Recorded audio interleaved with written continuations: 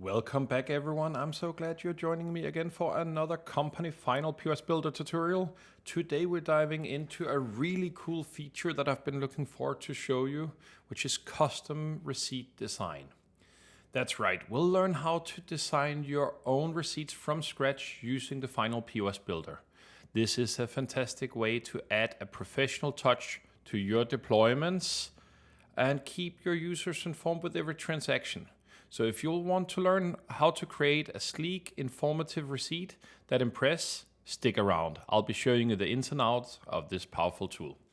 So let's start by navigating up to the builder here, click print blocks, and then what you see here is all of the different prints that we have. We can choose a pre-designed receipt, but today we are gonna be clicking create custom print block.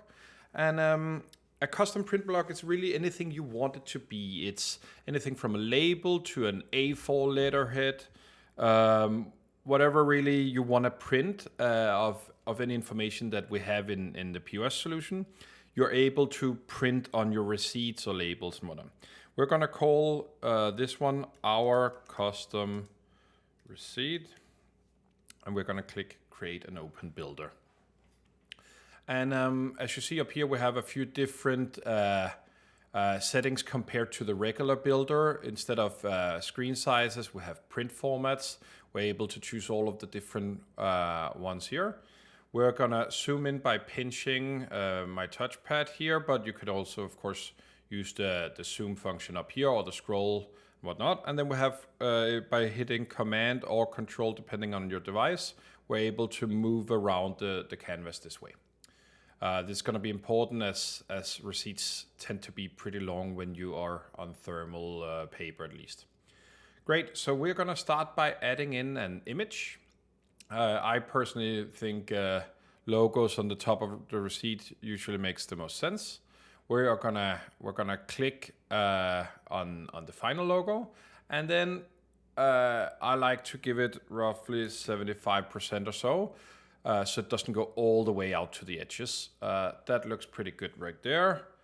Oh, we're gonna add a little bit of margin just so we get some space above. We can set that in our native app too if you want more spacing between each cut of the receipt, but just for the sake of the exercise, we're gonna add a little bit of margin there. Next up, we're gonna add a div container, and then we're going to start adding a little bit of text in.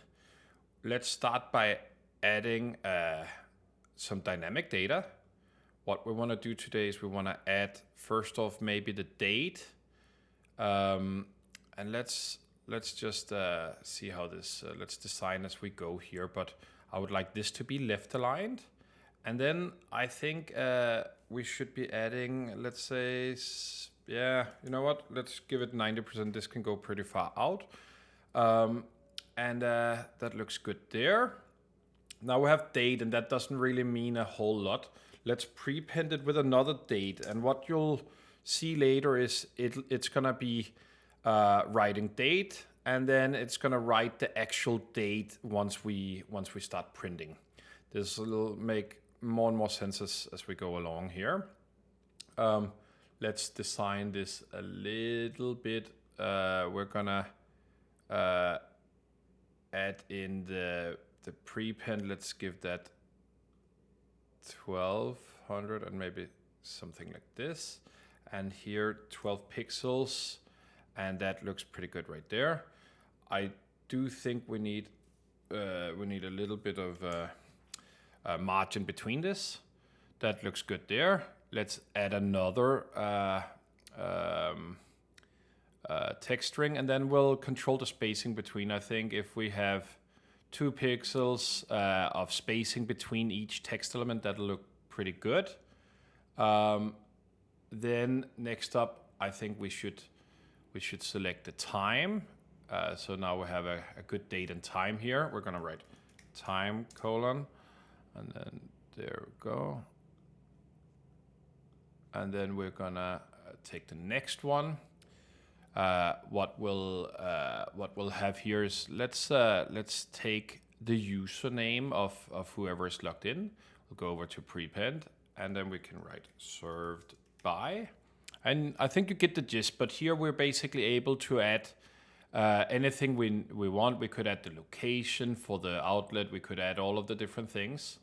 One good note is to input the tax ID if that's required by the area you're in. Then you can write tax ID. This could also, of course, be VAT or whatever you really want, but the tax ID is loaded directly off of your outlet tax ID. So if your outlets have different tax codes and whatnot, you're able to input individual things there. Great. Next up, let's just open so we can see the structures we built. We're going to be selecting the global block, and then let's add what we call receipt data.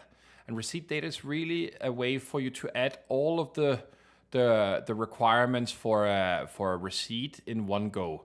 That includes stuff like EMV data. So basically, if your terminal are not able to print with paper, then we also take care of making sure that all of the card details and whatnot that are required are being put in there. As well as overall just the different things. You can still, of course, control what you want here. So if we don't want skew, for example, we can hide that. If we don't want to use space on item descriptions or notes or whatever, we're able to fully hide and show all of these details. We could, of course, go in and design it and whatnot, but out of the box, I think this looks pretty decent. Next up, let's add another text string down here. We're going to scroll down just to see it. Then let's center this and call this one, let's write a little return policy. And we're going to style that a little bit different. I'm going to give that some boldness and then make it a little bit smaller. And I'm just going to move the screen down here so it's a little bit easier for you guys to view. And then let's pop in our refund policy or return policy for today, which is a little bit of lorem ipsum text. And let's make it super tiny so nobody knows how to refund anything as the stores usually do. And we're gonna just give it the same 90% that we gave the text up there. Maybe this is a little bit unfair small for the customers, but let's do like that. I think that looks pretty good right there. We should add a little bit of padding, and this is probably actually the better way than adding margin up here to it. This looks better. We should have done that from the beginning. So basically add padding to your print block. Okay, that looks good.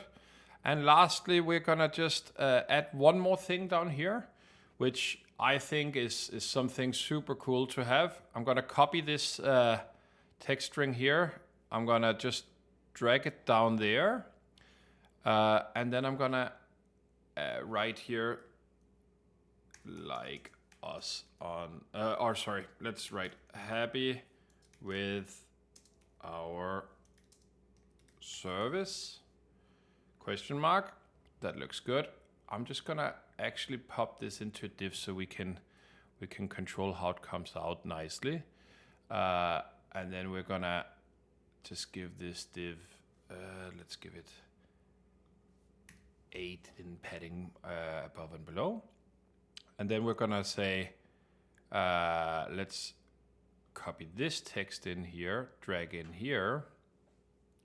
The spacing here is a little bit much maybe, but let's just go in here and say, help us spread the word. Cool. And maybe we'll add one more here. Yeah, you know what? I think we're good there. And then we're gonna just center that. And then what we're gonna do is one last thing. We're gonna add in a barcode. We can control exactly what code should come in here. And this could be a dynamic code as well. So if we click here, we're able to add, for example, the order ID, so we could scan it to get to find it directly as customers come back. But instead of having many different codes on it, let's just do something a little more exciting. We're just going down to the QR code. And as you see here now, we have a QR code. And then we're gonna copy in the barcode text, which is now a like us on Google review. So this link that I copied in here, you'll see that's g.page, and then it's our unique final review code.